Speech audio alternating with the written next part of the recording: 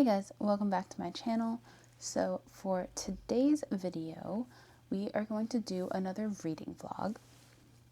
I think for this reading vlog, I'm just gonna end up mood reading this week. I figured I would do a week in my life and kind of show you guys how much I read naturally in a week as a small booktuber with a full-time job. Today is Saturday. It's currently about 10:50 in the morning. I don't have anything for the next few hours, but later tonight my friends and I are having a game night, so I probably won't get too much reading in later. But right now I am currently in the middle of The Inheritance of Orquidea Divina. I'm a little over halfway. I'm on page 180. My goal is to finish this book today. I have about 140 pages left. I honestly just want to do it because today is the last day of February and this is a book on my February TBR. I've done really poorly reading my monthly TBR. I kind of want to finish this before March starts just so I can officially have finished 3 books on my February TBR. So yeah. I am hoping I can get this done. It's really nice out right now. It's like weirdly warm. It's supposed to hit 66 degrees today, and so I'm thinking that I'll read a little bit as I get breakfast, and then once I'm done eating, I'll head over to the park and go read outside, catch some sun, and I can take you guys with me. I think that is my plan for the day. Try to get some reading in, see if I can finish this before I have to head out. I am supposed to meet up with my friends at like 4, so that gives me about 5 hours to finish this, which I think is totally doable. 140 pages is about 2 hours of reading if I stay focused. Right now, my current thoughts on this book, I was having a very hard time in the beginning, and that was purely just based off of timing of picking this up. The book that I read right before this has a similar storyline to it, and so reading the 2 back to back kind of just made this one a little bit less interesting. It's about this family, the Montoyas. They have this matriarch, Orquidea, and she has some like magic involved. They never really believed in her stories about magic and that magic was real, but one day they all get this letter that says to come back to the matriarch's house in Four Rivers and collect their inheritance because she's dying. When they get there, Orquidea is becoming a tree, and before she fully transforms, she gives 3 of her blood relatives a gift in the form of a flower on their body. We don't really know what these flowers mean, what these gifts are. So after she gives her family these gifts and she passes away or transforms into a tree, whatever you want to call it, 7 years later, relatives in the family start passing away in quick succession. People have established that they are being followed by a weird figure, this guy who just seems to be made of light. So all of the remaining members of the family have met back up at Four Rivers, and it sounds like we're about to head on a quest to figure out what the gifts that they were given are, to figure out how much of Orquidea's stories about magic are true, what this figure is, and why it is coming after their family. I am very interested to see how the magic plays out. You can kind of see the hints of how their magic is expressed for each of the 3 characters, but I'm interested to see how this will help them in their journey and what the journey actually is. So yeah, I'm gonna read. Let me see where my food is. I ordered myself breakfast because I was way too lazy to make anything today. It's on its way. So I'm gonna read, eat my breakfast once it gets here, and then after that I will get changed and head out to the park. Hi guys! So I just finished eating breakfast. Not really, I got distracted and it's been like 2 hours. So I have about 3 hours before game night starts, but it is still really nice out, so I figured I would still go spend a couple hours in the park before I head over to my friend's house. This is the fit for today. I have an Alley Cat jersey that my cousin bought me for my birthday, and then these cute little leather shorts. Is this a little much for a casual game night with my friends?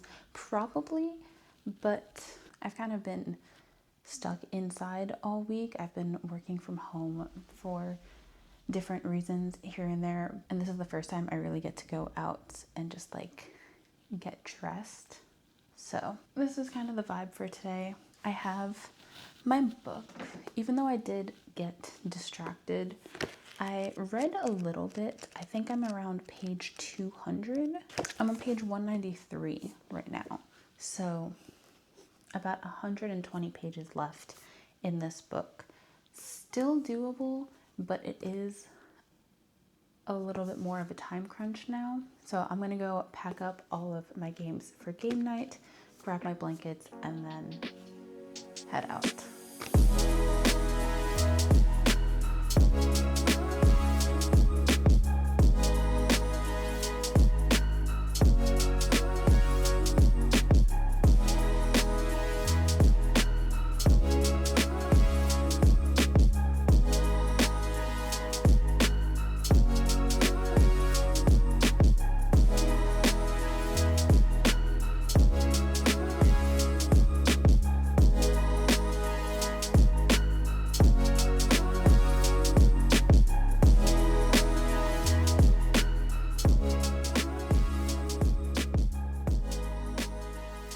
Hey guys, so it's the next day.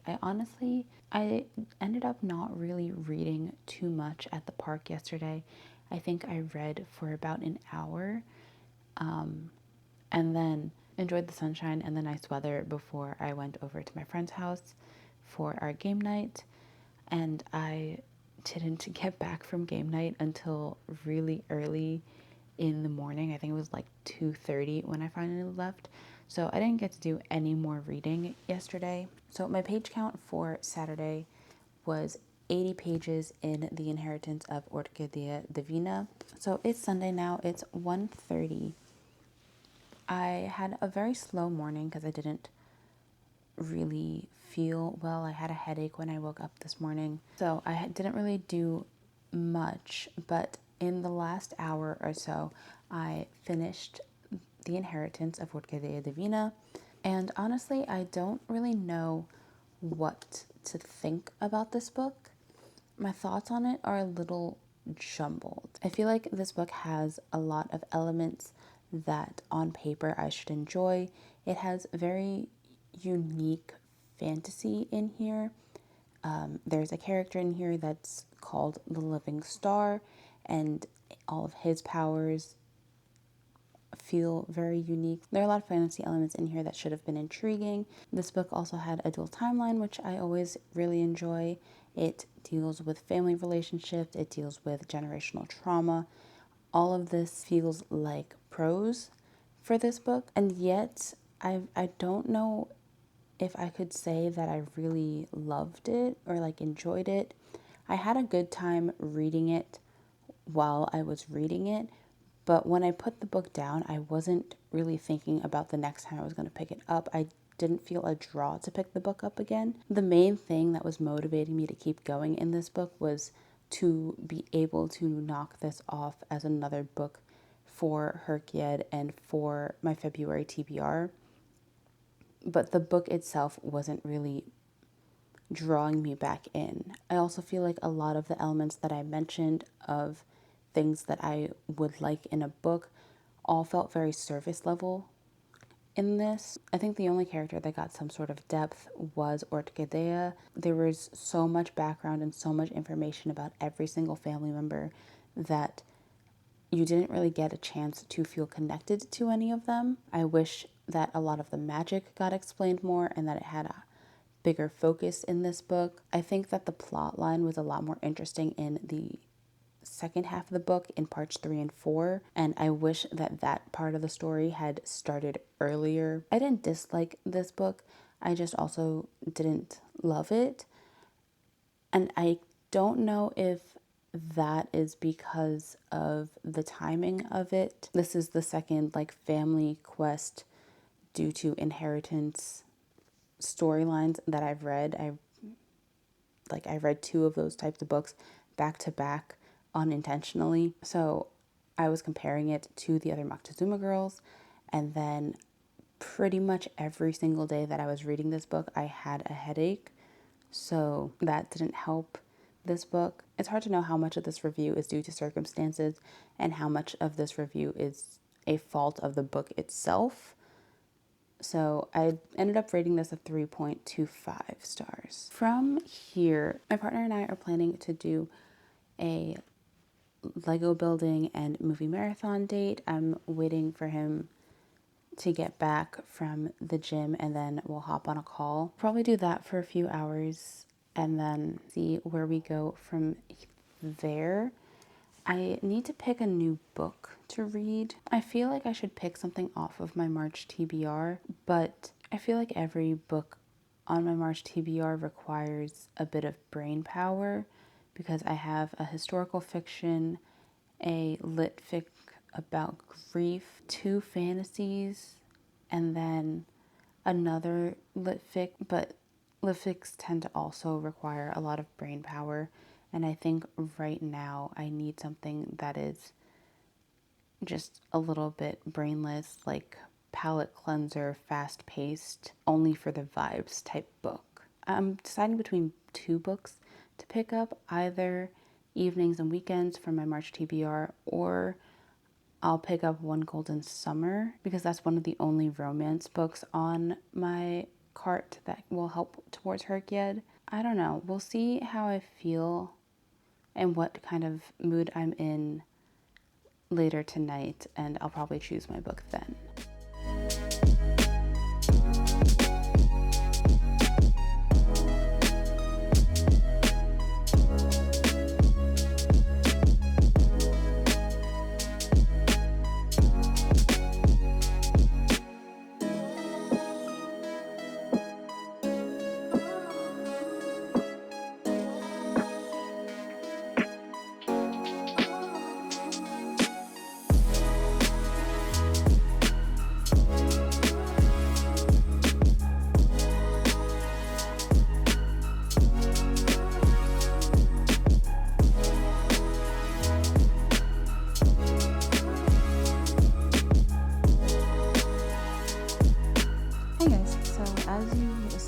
Last night, my partner and I were doing a Lego date. I spent, I don't even know how long, I think maybe like 5 or 6 hours trying to build the Lego typewriter, and I didn't finish. My partner was building this cute little like Wally and Eve set, so he finished building his, but I didn't get a chance to finish building mine. So I still have like 4 bags left. I don't know when I'm gonna build that yet. I don't know if I'm gonna do that one of the weeknights this week, or if I'm going to just wait until Saturday and build it then. But yeah, I'm about halfway done, and it was a little difficult. My typewriter wasn't working the way that I was expecting it to, so I spent the last like half hour to 45 minutes taking it apart and trying to check all the pieces and figure out why it wasn't working. I honestly still don't know what the issue is or what the issue was, but when I put it all back together, it started clicking and moving the way it was supposed to, so hopefully it stays that way when I finish the rest of the bags. But yeah, right now it is 6:50. I went to work this morning, just got back from the gym, and thought that I should give you guys a little recap on how much I read yesterday. So Sunday morning, I finished The Inheritance of Orquidea Divina, which was about 62 pages. Last night when I went to bed after we were building Legos, I started reading One Golden Summer. I got 23 pages into this, and so Sunday's total is 85 pages. I read a little bit more on my lunch break. I'm on page 64 right now, and honestly, I am enjoying this a lot. This is the fast-paced, like light-hearted read that I just needed right now. I absolutely love Charlie. I think that his charisma is just oozing off the page.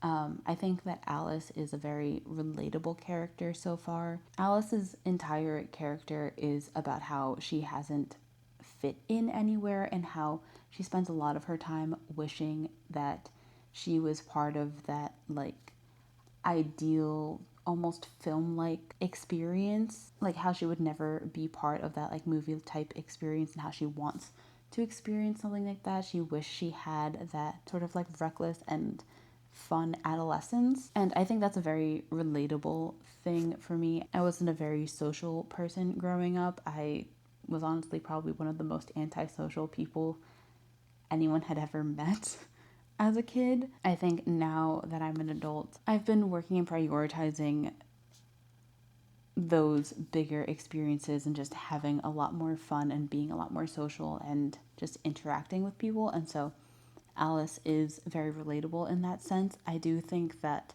the amount she brings it up is a little over the top because you're 33 and the fact that you are still thinking about how you've always been kind of on the outskirts is a little dramatic to me, because at that point it's like, if you really want to do something about it, change.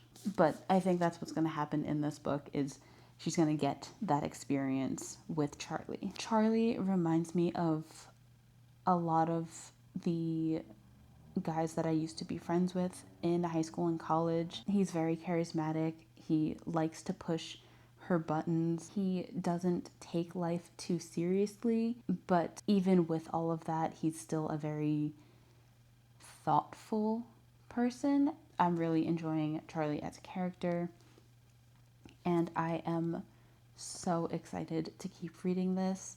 I was really nervous to pick this up because of the amount of hype that this book got last year. Since it came out, it was just video after video after video about how this is a 5-star read, and I was just like, I don't know how I'm gonna feel about it, because I wasn't the biggest fan of Every Summer After. I think I rated it maybe like 3.5 stars, so like I didn't dislike it. Right now, I am enjoying this a lot, and I have that like giddy feeling, that like butterflies potential 5-star romance read kind of feeling right now. It depends on how the story plays out. I imagine that this is going to be a very predictable story, but I am still excited for it because I like the characters. Hey guys, so it is actually Wednesday now. I forgot to check in with you guys yesterday. I just had a later day at work and then got home and ended up taking a nap, so I just forgot to check in. But I do have my total page counts for Monday and Tuesday. I think I mentioned last time we checked in that I had started reading One Golden Summer. I had started it Sunday night and then read a little bit at lunch and then picked it up again before I went to sleep Monday night. And I was having such a good time Monday night. I actually ended up reading a total of 165 pages on Monday. By the end of Monday, I was about halfway through the book. I think I was exactly 50% through this book. And then yesterday, I didn't get a chance to read at all throughout the day, so my only reading time was right before I went to sleep again, and I actually ended up finishing this book, which brought me to a total page count of 182 pages. I've been struggling with what to rate this book, because when I flat out just talk about it, I had a really good time reading this book. As you guys can kind of tell by the page counts, I had about 80 pages read Saturday and Sunday, and then when I picked up this book, Monday and Tuesday, I had 160 and 180 pages each day. So This book I flew through. I was having a really good time reading it. I absolutely love Charlie. He reminds me of a lot of my friends. He's a shameless flirt. He's very charismatic. And so I absolutely love Charlie. He feels like somebody that I would be naturally drawn to and spend time with in my real life. I liked our female main character, Alice, as well. I thought that she was easy to relate to. Her entire journey through this book was to have the perfect summer, or the summer that she had wished she had as a teen. And I feel like that's kind of where I'm at in life. I intentionally like to add things into my life that younger me or past me would have loved to have done, or like has always wished she could do. I relate to her a lot. I thought that the two of them had a ton of tension. I liked the banter between them. Surface level, I really enjoyed this book. However, I have read this exact plot before. I saw it coming right around page 60 or 70, like very early on in the book. The author started dropping hints about things, and I knew exactly where we were going with it, because this book takes the exact same plot as Sam's Letters to Jennifer by James Patterson. I feel like there's a Nicholas Sparks book in there that I've read that has a very similar plot as well. I can't name it off the top of my head. Like, there are a ton of very common tropes that are in this book, that are in both books, but the similarities in plot to each other are uncanny. Both books follow the same exact plot synopsis. A city girl goes back to the lake house from her childhood after her grandmother has a medical incident.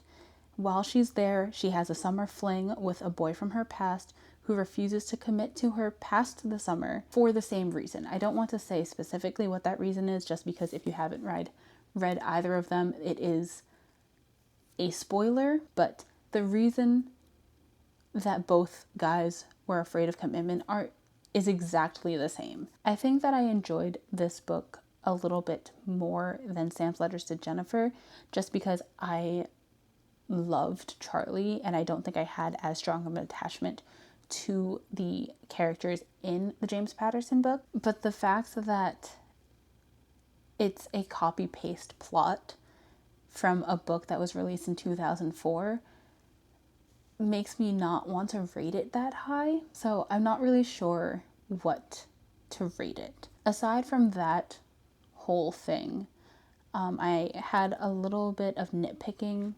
If I was going to nitpick a little bit in here, some of the dialogue was really cringy. As much as I liked Alice and Charlie together, I didn't like reading from Alice's point of view, because her focus on Charlie's physical features was insane. I feel like we were looking way too much at the physical attraction and his muscular body and his sun-kissed skin or whatever too much, when, at least for me, Charlie's personality was the draw. But yeah, I really enjoyed the vibes of this book. I really liked Charlie as main character, but the whole copy-paste plot makes me unsure of where to rate this. I put it at a 4-star for now, just because I really did love the book by itself. Anyway, I picked up a new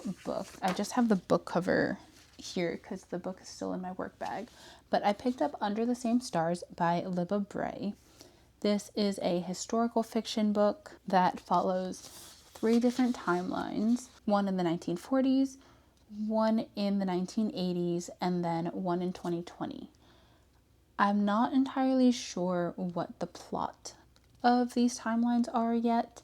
The first 2, the 1940 and 1980, take place in Germany, so it's during the Nazi Germany and the whole Berlin Wall situation, and then 2020 is in New York during the pandemic. But other than that, I'm not entirely sure what the general plot of this is going to be. I've read about 25, I think, pages during my lunch break today. But yeah, I will update you guys as I read more and start to have some thoughts on this, especially like when I can figure out a plot synopsis for you. It's currently 5 o'clock, and my friends and I are planning to go to bar trivia in a few hours. I don't know how much reading I will get done tonight. Like, this might just end up being a 20-page reading day. I don't know. I have like 2 hours before I have to head out. I want to nap and I need to eat.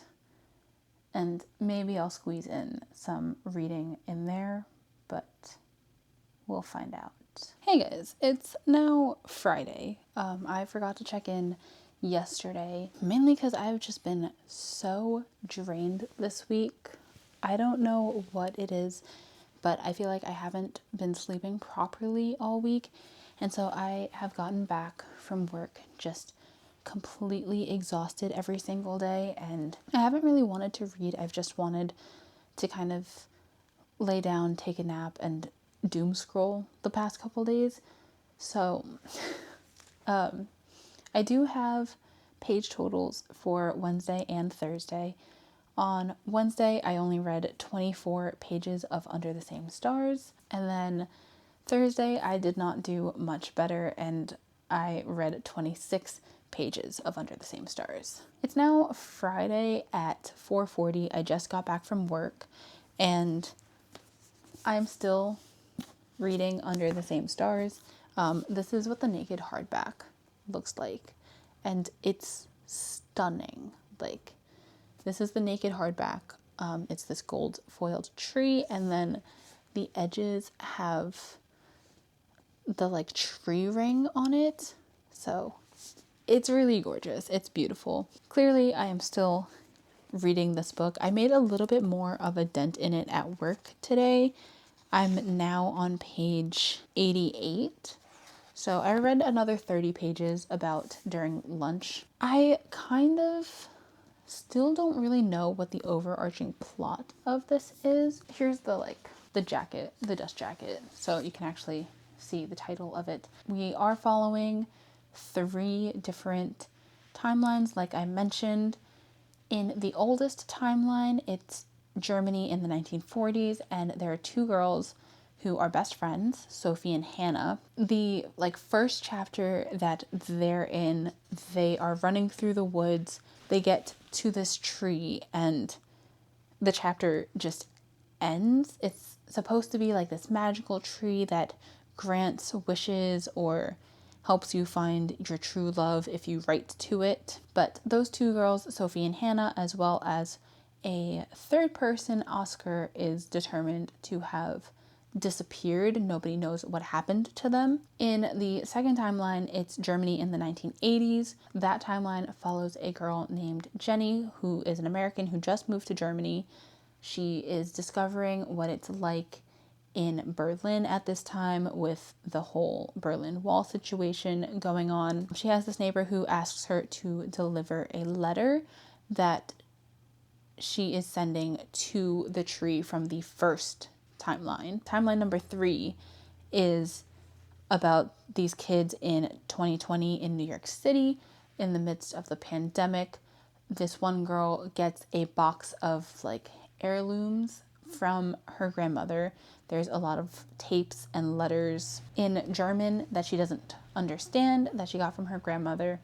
And when she enlists her friend to help her, they start finding out about Sophie and Hannah and the story of them going missing. And they start trying to uncover that and figure out what happened. I know how timelines 1 and 3 are related. I'm still trying to figure out how timeline 2 connects, but I don't know specifically what the entire plot is supposed to be about. This does seem like it's going to build up to be a generational trauma type of thing, or like a history repeats itself kind of story. I'm not really sure yet, because even though I'm 80 pages in already, there are 3 different timelines that we have to get background to. So we're still getting preliminary details. We haven't started the plot too much in any of them. So I think this could be really good. The main problem that I'm having with it is not really a book problem, but a me problem. Like I said, I've been really tired and my brain has not been able to focus lately. And this book has longer chapters than I would like. So I keep getting a little distracted and keep kind of forgetting who people are and like what we're doing at certain points. But again, this is more of just a me problem and not a book problem, which is a shame because like I want to pick it up, but I also know that I'm not in the headspace to really get the most out of it. I will try to read more. I started this vlog on Saturday last week, so I have one more day in this vlog and I probably won't finish this. Yeah, you'll just have to see my final thoughts when I do my reading wrap up in April. So anyways, like I said, it's like 4:45 right now. I don't have any other plans. I do have to edit for tomorrow's video. I haven't started editing, so I don't know how long that's going to take me. But I also want to make a bigger dent in this. So I'll probably be alternating between edits and reading for the rest of the night. Side note, if any of you guys watch Survivor, US Survivor specifically, and are watching season 50 right now, please let me know what you think in the comments because I am having the absolute best time watching this season. I was really worried for season 50 based off of the promos, just because they had like the celebrity name drops in there, and I didn't think the cast was like the best cast they could have brought back. At least the first 2 episodes, the editing in it was so well done. I feel like we're getting a lot more of like the camp life that we've been missing throughout new era seasons. We're getting a little bit more drama than we've gotten in the last few seasons. People are a lot more willing to say something negative about another person, which is just a lot more interesting to watch because it means that they are more willing to play a strategic game and like a backstabbing game as opposed to a more honest and integrity type game. So I'm really enjoying that. I'm having a really good time. Yeah, I'm really excited for season 50. And part of the reason why I haven't done much reading this week is because Survivor 50 started last week and I have been watching the show, and I also love to listen to a bunch of like podcasts about it. That takes a solid few hours, so those few hours have been stolen from my reading time. But yeah, I will try to check in again later tonight. I don't know how well that'll work, but if anything, I will do a final check-in with you guys tomorrow, letting you know how much I read today and recapping the whole week with you. Hey guys, so it is Saturday. I forgot to film a wrap-up clip this morning, but last night I really did not get a ton more reading done. I'm not sure I read at all last night, actually. Last time we spoke, I said that I was going to do some editing and then alternate that with reading, but I ended up editing my video and taking like a 2-hour doom scroll break right in the middle, and completely forgot to pick up my book. My schedule was completely out of whack. I didn't eat dinner till like 10:30 last night, and then didn't get into bed until about midnight. So really no more reading was done, which means I finished Friday with a total page count of 37 pages. This week I started off really well. I read 80 pages on Saturday, finished The Inheritance of Orquidea Divina on Sunday, which was 62 pages, and then started One Golden Summer, and read 23 pages of that. On Monday, I read 165 pages of One Golden Summer. Tuesday, I read 182 pages and finished One Golden Summer. Wednesday, I only started Under the Same Stars with 24 pages. Thursday, I read another 26 pages, and then Friday, I read 37 pages. and that brings my total page count for the week up to 599 pages. So close to 600. Honestly, this week didn't go the way that I kind of hoped it would. This kind of cycle happens to me a lot where I will fly through a book or read a ton of pages for a while and then just barely touch a book at all the next few days to a week. So I feel like this does represent my reading as a whole. So I know we didn't finish Under the Same Stars in this video, but you guys could watch my wrap up when I do that and see my final thoughts in there. But right now, I think this is where I'm going to leave you guys. Thank you guys so much for watching. If you liked this video, you liked this style, let me know in the comment section down below. If you liked the video, give it a thumbs up, subscribe, and I'll see you guys next time. Bye!